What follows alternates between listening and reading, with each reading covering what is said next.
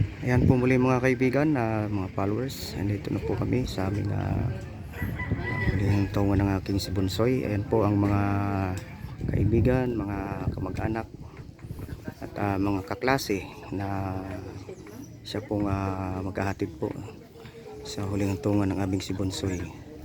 Ayan po, nakakatuwa pong isipin sapagkat marami rin po ang nakiramay at nakikihatid sa kanyang huling hantungan. Kami po, kaisa po ng aming pamilya ay nagpapasalamat po ng lubos sa kanila at sa inyong pakikiramay.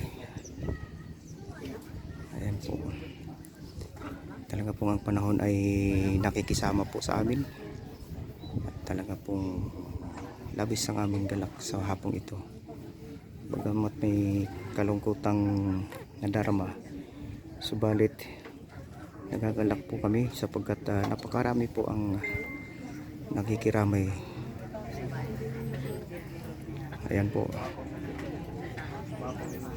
ayan po ang aming